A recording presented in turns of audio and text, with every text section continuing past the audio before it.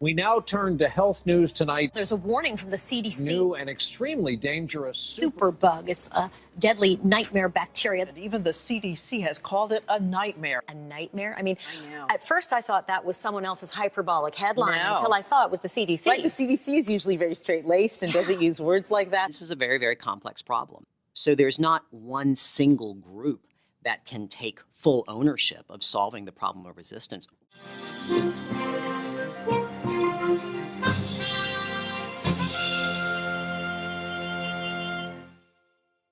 Tonight, we are seeing now the emergence globally of some forms of bacteria that are effectively untreatable. each year at least 2 million people are infected with drug-resistant superbugs. They had asked me to sign the papers to let her go, and I did. And at least 23,000 die from them. He had some bugs that they had never seen before. Frontline investigates how we got here. We immediately went on high alert, the equivalent of DEFCON 5. No matter what we did, the bacteria was still spreading. And why major drug companies are giving up on developing new antibiotics. Tonight on Frontline, hunting the nightmare bacteria. But the growing scarcity of effective antibiotics isn't just a problem of overuse.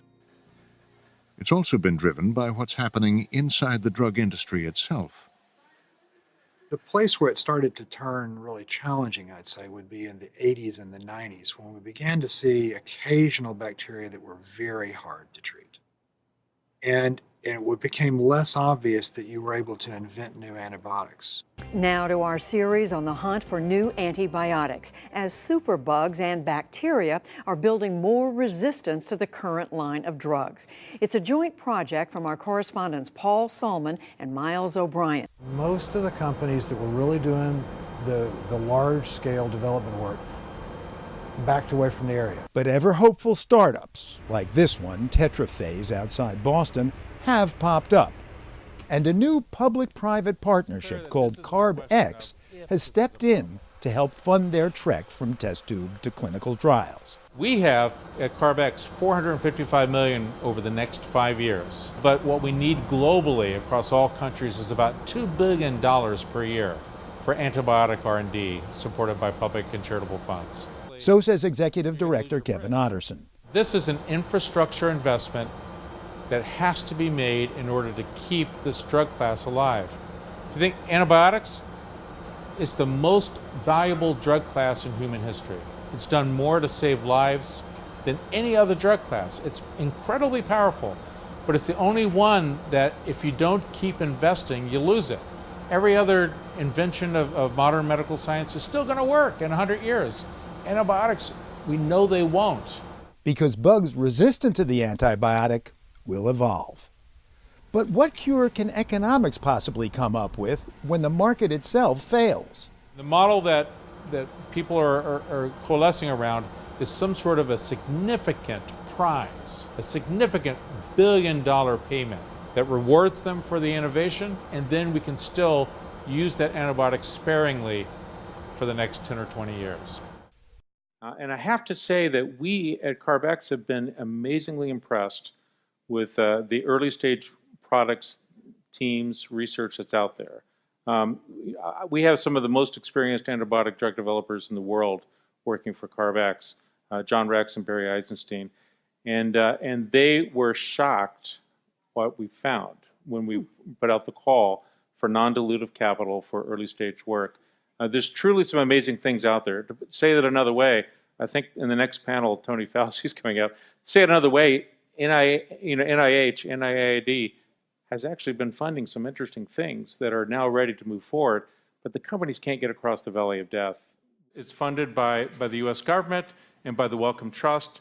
We have $455 million. Our goal is to look for small companies that are coming in the valley of death. They have preclinical projects for which there's very little private capital for antibiotics, and to help them develop a product, and we're going to take them across those early stages, the preclinical stages, complete phase 1, and then have them ready for a phase 2 trial, which then can be funded. John Rex and Kevin Otterson are both working on a new project called CARB, a public-private partnership to spur development of new antibiotics because the market just can't do the job by itself. So we need significant worldwide improvement, and we all need to take leadership in this regard, not just in the United States, but it seems to me on an international basis. Vaccine, sanitation, infection control, and I think we all have to figure out a way to work better together. Now, the global effort to stem the danger of drug-resistant bacteria is set to get a major injection of cash. The aim is to develop new antibiotics capable of tackling the superbugs. £13.5 million, that's around $17.5 million, will be shared between research bodies in 6 countries. Projects in the UK, India, Ireland, France, Switzerland and the US will all receive funds as part of this 5-year project. Currently, 700,000 people die worldwide each year because of drug-resistant infections, but there are warnings this number could rise to 10 million people by 2050. By Dr. Tim Jinks, Head of Drug-Resistant Infections at the Wellcome Trust. Thanks for joining us. Just tell us, first of all, is this sort of a big enough amount of money to make a real difference? I would say it's a good start. So it's certainly enough to be significant to address the problem, but actually we could stand to invest more in pushing forward and creating these positive incentives to fill the pipeline for new drugs. For a long time, it seemed to work. We could invent our way out of the problem, and the private sector could do that in an effective way. And it's become apparent more recently that the private sector could not do that alone, and that it did require other measures to step in. And hopefully we've arrived at a point to address these issues of creating the incentives so that we can address the public health threat that is now increasing. In practical terms, we listed a couple of things there that that might be actually under threat. But we're talking, C-sections. I mean, normal basic surgery. People have got to realise that this is something that could change all our lives in a massive way. That's right. This is one of the things that is so very concerning, is that the role that antibiotics play in the modern healthcare system is absolutely fundamental. I guess my advice to a startup company that's developing is to constantly think about your technology, not necessarily directly where you think it's applicable, but what other stakeholders and funding resources and support is out there in the community that may be able to leverage. So for example, BARDA initially's biodefense mission was very focused on developing new antibiotics, and what we recognized in there was there was a commercial application of it for things like urinary tract infection, a hospital-acquired pneumonia, and also the biodefense application for things like plague and tularemia. So when companies came to us, we supported both the commercial indication to help them get to market and also the biodefense implications. Antimicrobial resistance is a global threat, and it's getting worse. It's an all-hands-on-deck kind of a problem. It's time for bold solutions.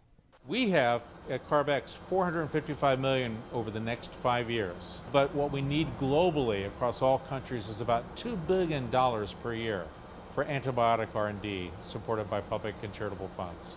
This is an infrastructure investment that has to be made in order to keep this drug class alive.